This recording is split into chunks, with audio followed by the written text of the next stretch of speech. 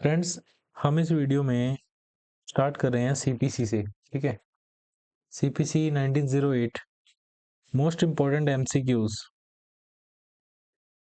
जो हमारे प्रीलिम्स में आते हैं और बहुत सारी जगह आए हुए हैं। देखो, प्रीवियस जगह आए हुए हैं डीजेएस में, छत्तीसगढ़ में, पंजाब में, हरियाणा में, बहुत सारे स्टेट्स के हम कवर करें। ऑलमोस्ट सभी स्टेट्स के कवर हो जाएंगे और टॉपिक वाइज हम कर रहे हैं। टारगेट हमारा है इस वीडियो में आज 50 करने का, 50 क्वेश्चंस। ठीक है, और ऐसे ही हम टॉपिक वाइज करते रहेंगे। ठीक है, ये सेक्शन 1 से लेके 8 तक है। क्वालिटी थोड़ी लो हो जाती है जब बुक से हम पीडीएफ बना के ऐसे करते हैं, तो थोड़ा सा आप मैनेज कर रहे हैं ना। लेकिन मैं आपको सही बता रहा हूँ कि ये बुक कॉस्टली है, ये क्वेश्चंस अच्छे लेवल के हैं और इनसे बाहर नहीं आएगा कहीं पे भी। किसी भी आप प्रीलिम्स को दोगे तो इनसे बाहर नहीं आएगा कुछ भी। ठीक है, तो स्टार्ट करते हैं कि क्या पूछ रहे हैं। A decree becomes final. एक डिक्री कब फाइनल होती है? When no appeal has been preferred against decree. जब उस डिक्री से कोई अपील प्रीफर नहीं की गई है। When it conclusively determines the right of parties, या बोथ ए एंड बी और नाइदर ए और बी। इस वीडियो से आप ये मत समझना कि मुझे आंसर करना है, आप इससे सीखो भाई कैसे क्वेश्चन आते हैं और कैसे आपको आंसर करना चाहिए। तो देखो, सेक्शन 2 हम साथ में बेरेक्ट भी है इसके अंदर, ऑलमोस्ट कह सकते हैं थोड़ा सा, कि सीपीसी का सेक्शन 2 सब क्लॉज 2 जो है वो डिग्री को डिफाइन करता है। क्या कहता है कि ये फॉर्मल एक्सप्रेशन है किसका? जजमेंट का। किसके अंदर? सूट के अंदर। ठीक है, किसके लिए? ऑल और एनी क्या इशू डिस्प्यूटेड इन सच सूट। उस सूट के अंदर कोई इशू, सभी इशू या कोई एक इशू, उसके लिए फॉर्मल एक्सप्रेशन है। ठीक है, विच कंक्लूसिवली क्या करता है? कंप्लीटली डिटरमाइन कर देता है राइट्स ऑफ पार्टीज। ठीक है, और ये इंक्लूड करता है रिजेक्शन ऑफ प्लेंट, ये तो बहुत इंपॉर्टेंट है, ऑर्डर 7 रूल 11। ठीक है, and order of restitution under section 144। ये दो चीज तो है, इनको डीम्ड डिग्री हम बोलते हैं। क्या बोलते हैं? Deemed degree. डीम्ड डिग्री हम इनको बोलते हैं। It does not include appealable order और any order of dismissal for default. Dismissal for default होता है जैसे मान लो पार्टीज में प्लेंटिफ नहीं आया, डिफेंडेंट नहीं आया, दोनों नहीं आए। प्लेंटिफ नहीं आया तो डिसमिस कर दिया, ठीक है। डिफेंडेंट नहीं आया तो एक्स पार्टी कर दिया। तो ये सब चीजें जब डिसमिसल फॉर डिफॉल्ट, उसको हम नहीं मानते हैं डिग्री। ठीक है, वो एक ऑर्डर होते हैं सिंपल। और दूसरा क्या है कि अपीलेबल ऑर्डर्स। ठीक है, तो एक क्वेश्चन के अंदर देखा आपने कितनी सारी चीजें हमें पता चल गई। तो ऐसे ही धीरे धीरे हमें सब पता चल जाएगा। ठीक है, section 2, sorry, question 2, mean profit are defined. नहीं समझ आ रहा, थोड़ा और जूम कर देता हूँ। देखो,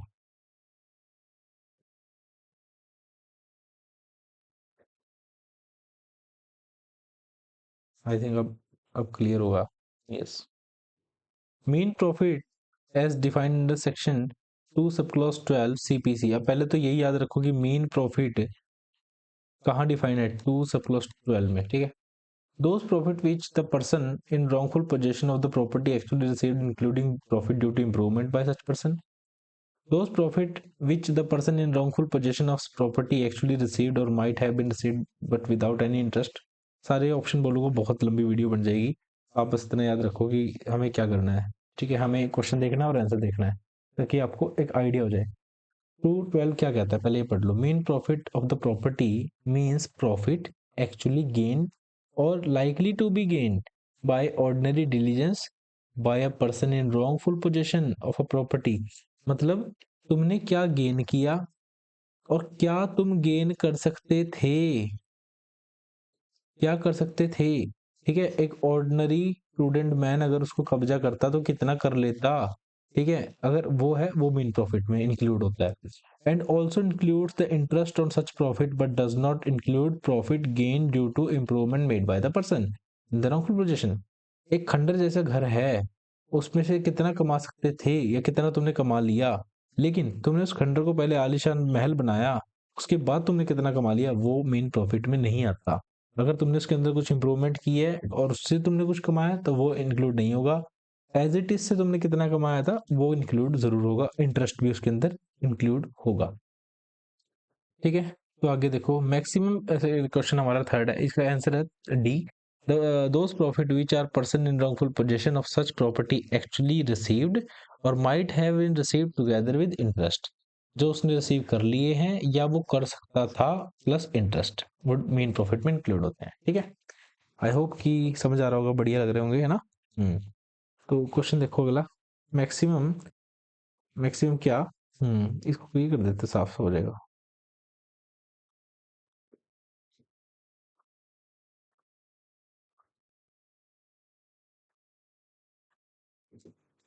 the maximum pecuniary jurisdiction of civil court of civil जज in Delhi is ₹3 lakh. Okay, 3 lakh रुपए है बिल्कुल। A files a plaint in the court of a civil जज for recovery of ₹3 lakh together with interest of 18% per annum. अच्छा, ये कहते हैं कि एक जज हैं दिल्ली में, उनकी पेक्यूनियरी जुडिक्शन जो है वो 3 लाख है, 3 लैक्स है। और अब वो जो पार्टी है वो 3 लैक्स तक का ही केस फाइल करती है, प्लस 18% इंटरेस्ट भी मांग रही है। तो इस कंडीशन में क्या होना चाहिए? इस कंडीशन में हम वैसे इसके अंदर वो इंटरेस्ट वाला पार्ट नहीं जुड़ेगा, 3 लाख है तो 3 लाख ही रहेगा, ठीक है, फर्दर वाला। लेकिन हम देख लेते हैं ना, हमारा तो देखने से ही काम चलेगा भाई। यस। तो सिविल जज जो है वो एम्पावर है ट्राई करने के लिए, वही बात है, क्योंकि 3 लाख तो है ही है, 18% इंटरेस्ट वाले को हम नहीं मानेंगे, ठीक है। A court shall have jurisdiction only over the suits of the which the amount or value subject matter does not exceed the pecuniary limits। 3 lakh है, 3 लाख एक्सीड नहीं हो रही है original, and this jurisdiction may exceed only if it expressly provided in the code। अगर बता रखा है तो हो सकती है। The pecuniary jurisdiction varies state to state and determined by respective high courts। High courts he Punjab courts act है उसके अंदर बता रखा है, हरियाणा के लिए तो वैसे अलग अलग दिल्ली कोर्ट्स एक्ट होगा मे बी, अलग शायद दिल्ली को भी पंजाब कोर्ट्स एक्ट से ही गवर्न किया जाता हो may be, I don't think, मुझे इसके बारे में श्योरिटी नहीं है। नेक्स्ट वीडियो में मैं जरूर बता दूंगा लेकिन, ठीक है। तो अलग अलग स्टेट्स के एक्ट्स होते हैं, वही गवर्न करते हैं इनकी pecuniary limits. Section 4, question 4, which section is related to pecuniary jurisdiction of the court? कौन सा सेक्शन पेक्यूनियरी जुरिस्डिक्शन से डील करता है? तो बहुत सिंपल क्वेश्चन है, सेक्शन 6 डील करता है। डायरेक्ट डायरेक्ट बेस्ड क्वेश्चन है, तो कोई वो बड़ी बात नहीं है। सेक्शन 5, सॉरी यार, मैं पता नहीं क्या मेरे दिमाग में घुस गया, सेक्शन 5 बोला जा रहा है। ये है क्वेश्चन नंबर 5। डिक्री मीन्स, अब हम करके आए हैं तो फालतू इसके ऊपर टाइम वेस्ट नहीं करेंगे, ठीक है। आपको पता है फॉर्मल एक्सप्रेशन होता है, डिटरमाइंस करता है conclusively right of the party, matter in issue all और एनी, ठीक है। और बस रेस्टिट्यूशन इंक्लूड होता है डीम डिक्री में, और rejection of plaint order 7 rule 11 होती है, ठीक है। और क्या नहीं होता, पेलेबल ऑर्डर्स और डिसमिसल के ऑर्डर, ठीक है। तो इसमें क्या सही है? सी ऑप्शन सही है, बस इसके अंदर फिर से वही चीज बता रखी होगी।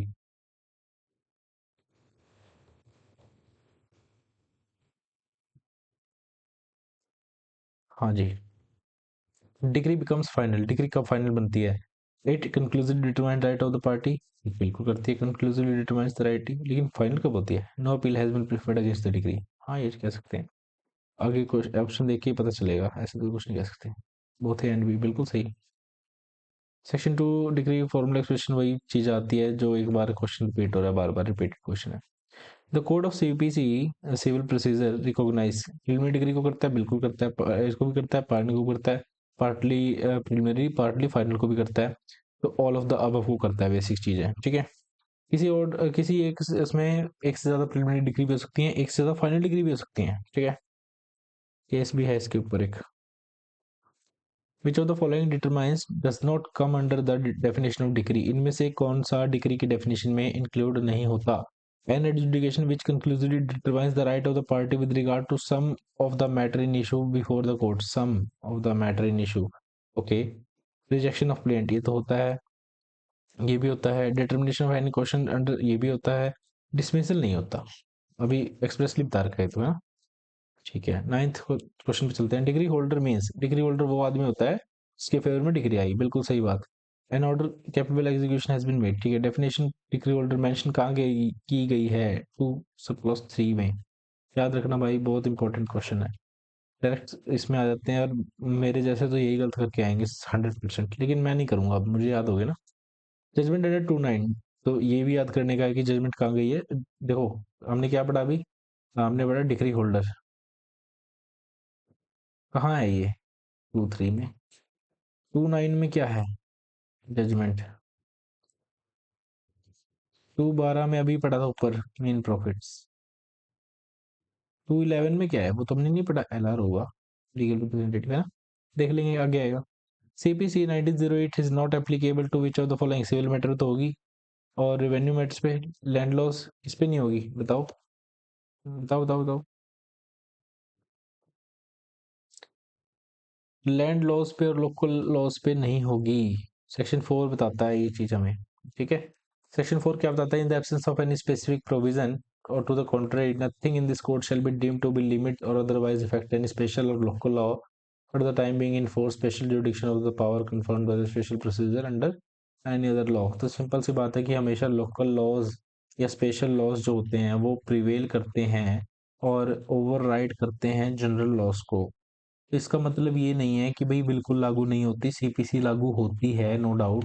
कहाँ होती है? जहाँ पे ये लोकल लॉज या स्पेशल लॉज साइलेंट होते हैं, जहाँ पे अपना प्रोसीजर नहीं बताते, वहां पे सीपीसी सीआरपीसी ही लगती है, सॉरी बीएनएसएस यही लगते हैं। लेकिन इन केस अगर ये इनका अपना को प्रोसीजर बता रहे हैं तो वेल एंड गुड, फिर हमें फालतू पंगे करने की जरूरत है। जब अगर उन्होंने स्पेशल प्रोसीजर बता ही दिया फिर सीपीसी क्यों लगानी, वो बात हो रही है यहाँ पे। डीम्ड डिग्री क्या होती है? Final judgment of the court, final order of the court, final para of the judgment, last para of the judgment till decree is prepared. तो देखो क्या है कि लास्ट पैरा जो है जजमेंट का, वो टिल डिग्री, जब तक डिग्री नहीं प्रिपेयर हुई थी उसको डीम्ड डिग्री मान लिया जाता है। ठीक है, तो ये कहाँ बताया हुआ है भैया जी? ये बताया है ऑर्डर 20 रूल 6A में। ओके जी। हाँ, तो ये कहाँ बताया हुआ है? ऑर्डर 20 रूल 6A में, ठीक है। द टर्म प्रिस्क्राइब्ड अंडर 216, अब 216 एक और चीज आ गई देखो। 216 में बताया गया है प्रिस्क्राइब्ड। अब ये जो प्रिस्क्राइब्ड है इसका क्या मतलब है? प्रिस्क्राइब्ड बाय रूल्स, बिल्कुल, क्योंकि आपको पता है इसमें सीपीसी में कुछ रूल्स नाम की भी चीज होती है, ऑर्डर्स नाम की भी चीज होती है। Rule making power high court के पास होती है, ठीक है। इसके बारे में वीडियो बनी हुई है, अगर आपको देखनी है तो मोस्ट वेलकम है, आप देख सकते हैं। और आगे देखो, डिक्री टू टू, ठीक है, रिपीटेड क्वेश्चन, चलो आगे चलो।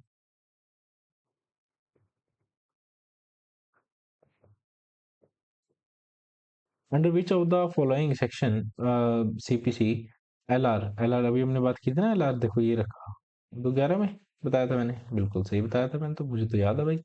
211 बात करता है इसके बारे में। विच ऑफ द, ये किसके बारे में बात करता है? सॉरी, ये मेन प्रॉफिट्स के बारे में बात करता है। विच of the following statement is और आर करेक्ट? यूपी में पूछा गया है ये question. The expression degree includes final order. Garnishi is a person who is liable to pay debt to decree holder or deliver any movable property to him। तो पढ़ो, garnishee is a debtor of judgment debtor, ठीक है। Judgment debtor का debtor होता है कौन? Garnishee. It has defined in as one in whose hand money belonging to debtor is attached at the suit creditor. Thus garnishee is one who is required to garnish the credit with money to pay off debts, ठीक है। तो इसका option होगा only one. Only one मतलब the expression जो degree है उसके अंदर फाइनल ऑर्डर भी इंक्लूड किया जाता है। इसका मतलब क्या है कि garnish is the person who is liable to pay debt to decree holder, judgment holder, debtor और जजमेंट होल्डर है, ये डिग्री होल्डर का नहीं है। तो ये बात याद रखनी है। सेक्शन क्वेश्चन नंबर 17 पे हम आ गए हैं। क्या इनमें से कौन सा इनमें से पब्लिक ऑफिसर नहीं है? जज है, बिल्कुल है। Member of all India service है, होना चाहिए भाई। और ऑफिसर इन अ पे ऑफ गवर्नमेंट, ये भी है। Every gazetted officer military not under the government service, तो डी ऑप्शन इसका सही आंसर है कि भाई ये नहीं है, बाकी सब हैं। तो 217 में हमें बताया गया कि कौन पब्लिक ऑफिसर होता है। स्टेट्स पब्लिक ऑफिसर इंक्लूड जज, member of all India service, commission military naval air force investigating who is in पे ऑफ द गवर्नमेंट, जिसको सरकार से पेमेंट मिल रही है, ठीक है। डिग्री कैन बी प्रिलिमिनरी हो सकती है, फाइनल हो सकती है, आइदर प्रिलिमिनरी आइदर फाइनल, ठीक है।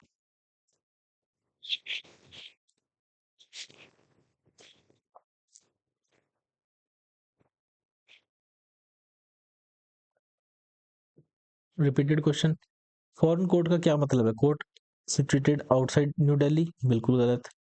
Court situated outside India and not establish और continued by authority of central government, बिल्कुल सही। Court situated in Andaman Nicobar, भाई इंडिया में तो है नहीं। Court situated outside, outside West Bengal, को ऑप्शन देने वाले भी खतरनाक आदमी है भाई। बी ऑप्शन सही है, बिल्कुल। 2 5 में बताया गया, देखो याद करो फॉरेन कोर्ट कहाँ दिया हुआ है। 25 में। वैसे सेक्शन कौन से हैं? 13, 14, 13 एंड 14। मिटा दो साथ साथ, कभी याद हो जाए हमें।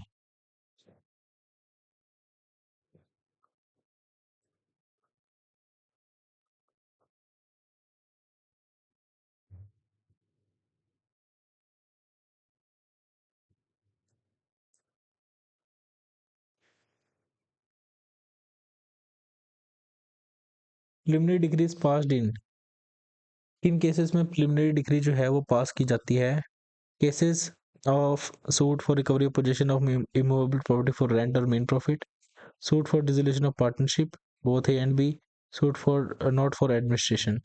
सी ऑप्शन होना चाहिए, क्योंकि जो रिकवरी ऑफ पोजेशन होता है ऑफ इमूवेबल प्रॉपर्टी का, उसके अंदर रेंट के रिगार्डिंग, मेन प्रॉफिट के रिगार्डिंग प्रिलिमिनरी डिग्री की जाती है पास, बिल्कुल इसमें कोई शक नहीं है। ठीक है। Order 20, Rule 15 or Order 20, Rule 12, preliminary degree can be passed in both cases, cases of suit for recovery of possession of immovable property for rent or main profit, और suit for dissolution of partnership, सभी के लिए हो सकती है। ठीक है। Order 20 rule, एक तो है 15 और एक है 12। ठीक है, तो ये बहुत इंपॉर्टेंट क्वेश्चन है। यहाँ से क्वेश्चन देखो, किसी भी बुक के अंदर ये चीज नहीं बता रखी, इसीलिए मैं कह रहा था कि ये बुक कॉस्टली है पर अच्छी है। पब्लिक ऑफिसर कौन है? डज इंक्लूड करती है? बिल्कुल करती है। Does not mean member of all India service, नहीं यार करती है इसको भी। एडवोकेट, नहीं नहीं नहीं, तो इसके अंदर सिर्फ यही ऑप्शन सही है। ठीक है। 217 के अंदर बताया गया, अभी हमने थोड़ी देर पहले देखा था कि पब्लिक ऑफिसर। ठीक है। और वही मिलिट्री ऑफिसर कमीशन पे गवर्नमेंट से लेते हैं वही। Order has been defined formal expression of any decision of a civil court which is not a decree, ये बताया गया है हमें 214 में। 214 में क्या बताया गया हमें? ऑर्डर। ठीक है जी, क्या बताया गया? ऑर्डर। जजमेंट 29 में, तो judgment means decree, dismissal of appeal summary, statement of grounds of an order और डिग्री। तो statement of grounds of an order और डिग्री, डिग्री और जो ऑर्डर है उसके क्या ग्राउंड्स थे, वो इसके ऊपर हमें बताया गया है। ओके। तो 29 के अंदर जजमेंट है, बहुत सिंपल है। Court of small causes section 3 के अंदर बताए गए हैं सबॉर्डिनेट टू किसके? District court, high court. यार अगर वो डिस्ट्रिक्ट कोर्ट के सबॉर्डिनेट हैं, सपोज कॉमन सेंस का क्वेश्चन है, तो डिस्ट्रिक्ट कोर्ट हाई कोर्ट से सबॉर्डिनेट है, तो ये बिल्कुल स्मॉल कोर्ट हाई कोर्ट से भी तो सबॉर्डिनेट हुए ना। तो बोथ ए एंड बी हो गया, सॉरी हाँ ए एंड बी हो गया। ठीक है। सी के अंदर बताए गए हैं, बिल्कुल simple. Pecuniary jurisdiction of the court has been dealt within pecuniary jurisdiction, section 6 में बताएगी। रिपीटेड क्वेश्चन है। ठीक है।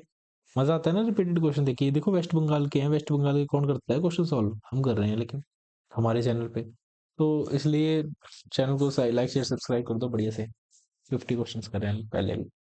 Which section of CPC provides list of person who are exempted from arrest under civil process? किन बंदों को हमने arrest से छूट दे रखी है, वो कौन से सेक्शन में है? वो 135 डील करता है उसके बारे में। ठीक है। तो आज 27 पे हमें करेक्ट रिस्पॉन्स देना है। डिग्री इंक्लूड्स, डिग्री के अंदर क्या होता है? ये रिपीटेड क्वेश्चन है, रिजेक्शन ऑफ क्लाइंट आती है। ठीक है, ये नहीं आते। ये order, order 7, rule 10, yes, return of client. अब पॉइंट आउट करना है कि कौन पब्लिक ऑफिसर नहीं है। तो रिसीवर अपॉइंटेड इन सूट नहीं है, क्योंकि ये भी है, ये भी है, ये भी है। ठीक है। और 217 में डिफाइन है। ओके। एक्सप्रेशन फॉरेन कोर्ट कहाँ गया, दिया हुआ है फॉरेन कोर्ट? अभी थोड़ी देर पहले पढ़ा था, 2 क्लास 5 में दिया हुआ है। ठीक है। फॉरेन कोर्ट, वो हमने क्या पढ़ा था? फॉरेन जजमेंट पढ़ा था ना। एक मिनट ना, नहीं 25 में फॉरेन कोर्ट ही पढ़ा था। बिल्कुल सही।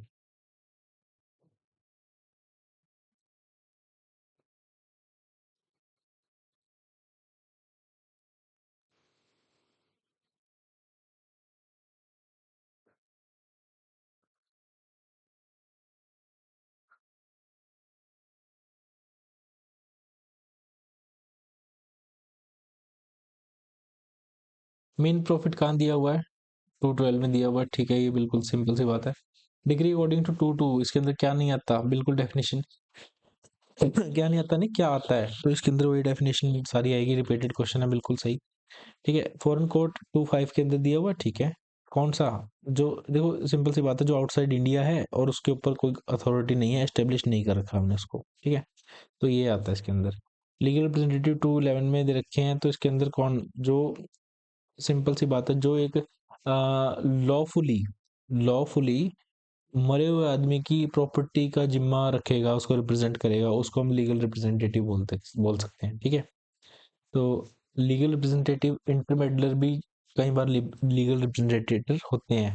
वो कहते हैं ना, तू कौन भाई मैं खामखा, वो वाली बात है। Woman the following is not legal representative. Intermediates होते हैं, बिल्कुल सही। क्रेडिटर भी हो सकता है, ठीक है। और नहीं पूछा है ना उसने कि नॉट, तो ट्रेसपासर कैसे हो सकता है, कोई भी आगे थोड़ी बन जाएगा, नहीं बनेगा। मीन प्रॉफिट का मतलब प्रॉफिट अर्न बाय मिशन, नहीं। मिनिमम प्रॉफिट, नहीं। प्रॉफिट रिसीव्ड और कुड हैव बीन, मिल सकता था या ले लिया रॉन्गफुल पोजीशन के द्वारा, सी बिल्कुल सही ऑप्शन है। 212 में इसके बारे में हमने बात कर रखी है। जजमेंट डेटर कौन होता है? जजमेंट डेटर वही होता है जिसके अगेंस्ट आई होती है decree.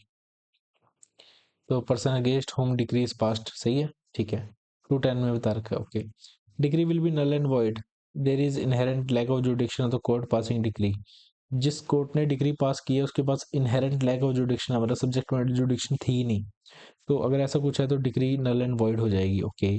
Degree will be null and void if there is inherent lack of jurisdiction to the court passing decree, बिल्कुल सही। डिक्री मीन्स का क्या मतलब? Formal expression code including judgment, ये बिल्कुल रिपीटेड क्वेश्चन है भाई। डिक्री से एक ही चीज क्वेश्चन बार बार हर स्टेट अलग अलग बना के पूछ रहा है, पूछ एक ही बात रहा है। लेकिन लीगल रिप्रेजेंटेटिव कौन हो सकता है? Son and daughter of the deceased person हो सकते हैं, बिल्कुल। पर लेकिन हमें क्या देखना है? हमें क्या देखना है, देखो।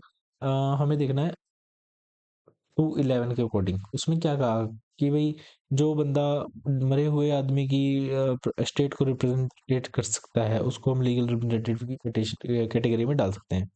तो सिंपल बात है, बस यही है। डिग्री इंक्लूड्स, वही रिपीटेड क्वेश्चन। और आगे देखो, 40 पे आगे ना। 41, सीपीसी 1908 की, बहुत सिंपल क्वेश्चन है। ये नागालैंड जुडिशियल सर्विस का है, देख लो 2018 का, इतना इंपॉर्टेंट क्वेश्चन। ओके। तो in case inconsistency with between section and rules, तो क्या प्रिवेल करेंगे? देखो हमने पढ़ा ना कि सेक्शन है, ऑर्डर है, ऑर्डर के अंदर रूल्स हैं, तो अगर किसी रूल में या सेक्शन में इनकंसिस्टेंसी है तो सेक्शन प्रिवेल कर जाएगा, बस ये बात याद रखना, ठीक है। ये first uniform civil code enacted in 1859 में किया गया था ये, ठीक है। और foreign judgment as defined under section 26, 25 में क्या था? फॉरेन कोर्ट, है ना। 26 में क्या है? फॉरेन जजमेंट, याद रखना ये बातें। और बिगिंस विद द, ये क्या है? Judgment given by Indian court in respect of, judgment given by the Indian court establish. क्या पूछा उसने? जब उसने फॉरेन जजमेंट कह दिया तो फिर foreign court judgment Indian court से तो हो ही नहीं सकते ना, तो इसमें तो नन ऑफ द अबव आ जाएगा, बिल्कुल सिंपल बात है ये तो, है ना। आओ 45 पे आओ। 45 क्या कहता है? डिग्री मींस फॉर्मल एक्सप्रेशन, ये बिल्कुल सेम है। विच सो फार, इसमें हमें वर्ड बताना है। मैटर इन इशू आता है। मैटर इन कंट्रोवर्सी, एक minute. Hmm matter in controversy आता है, देखो ये क्वेश्चन मुझे भी, मैं भी अगर यहाँ पे होता तो मैं इशू करके आता, मैं गलत करके आता, लेकिन मैटर इन कंट्रोवर्सी है, उनके बीच में जो मैटर जिसके ऊपर कंट्रोवर्सी है, ठीक है। चलो आगे देखते हैं। विच of the following is true meaning of the legal representative, वही बात है। सभी आएंगे इसके अंदर, क्योंकि पूरी इंटरमेडिएट्स भी है इसके अंदर, स्टेट को वाली बात भी है, रिप्रेजेंट स्टेट ऑफ डिजीज, सभी एक ही बात कह रहे हैं, अलग अलग थोड़ी सी मोड़ तोड़ के। Who will be the what will be the nature of an order passed by court rejecting the plaint for non-payment of a court fee? अगर आप कोर्ट फी के लिए रिजेक्ट कर रहे हैं तो वो जो ऑर्डर होगा उसको हम क्या मानेंगे? उसको हम डिक्री मानेंगे, ठीक है। क्योंकि ऑर्डर 7 रूल 11 के अंदर ग्राउंड्स दे रखे हैं ना, उसमें non payment of court fee है। तो वहां पे अगर आपने प्लेंट को रिजेक्ट कर दिया तो रिजेक्शन ऑफ प्लेंट ही तो है, ये रिजेक्ट द प्लेंट, तो रिजेक्शन ऑफ प्लेंट तो डिक्री होती है। ये तो वेरी मच अंडरस्टूड है हमें, है ना। ठीक है जी। Which one of the following is correct in context of section 5? Section 5 के कंटेक्स्ट में क्या सही है? सिंपल बात ये है, 2 और 4 क्या है? Civil court means court having original jurisdiction in CPC but not revenue court, बिल्कुल सही। Revenue court is not part of civil court, revenue court वैसे भी सिविल कोर्ट का पार्ट नहीं होते, ये इनको कलेक्टर हेल्ड करता है, ठीक है, कलेक्टर चलाते हैं इनको। Formal expression of an adjudication which so far records the court expressing it conclusive determines the right of the party, degree में आती है ये बात, इतनी बार हमने पढ़ ली है ना। तो चलो हमारा 50 जो क्वेश्चन है वो पूरे हो रहे हैं। Pecuniary jurisdiction of civil court is specified under CPC बताई गई है, सीपीसी बताएगा, है ना। अ, वैसे देखो एग्जैक्ट कितनी होगी वो तो कोर्ट सेक्टर बताता है, लेकिन यहाँ पे सीपीसी है तो इसके अकॉर्डिंग बताया गया है। Objection as to pecuniary jurisdiction of the court of first instance can not be taken unless the objection was taken in the court of first instance before the settlement of issues. अगर आपने issue settlement होने से पहले first instance के court में अगर आपने नहीं लिया है तो आप बाद में नहीं ले सकते ऑब्जेक्शन। 21 का सब क्लॉज 1 कहता है ये बात, ठीक है। चलो 52 भी कर ही लो। Which one of the following is not decree, कौन डिक्री नहीं है। रिजेक्शन ऑफ प्लेंट है, बिल्कुल है। नन ऑफ द अबव कैसे हो सकता है जब एक है और ए और बी नहीं हो सकते, क्योंकि डिसमिसल फॉर डिफॉल्ट तो एक्सप्रेसली बना करके डिसमिसल फॉर डिफॉल्ट और अपीलेबल ऑर्डर्स, ये तो है ही नहीं, है ना। तो नॉट पूछा ना, तो B option is the correct option. तो थैंक यू गाइस, आपने बहुत साथ दिया। 52 क्वेश्चंस बेसिकली, 52 क्वेश्चंस हमने डिस्कस किए इस वीडियो में। वीडियो अच्छी लगी हो तो लाइक शेयर कर सब्सक्राइब करना। Thank you.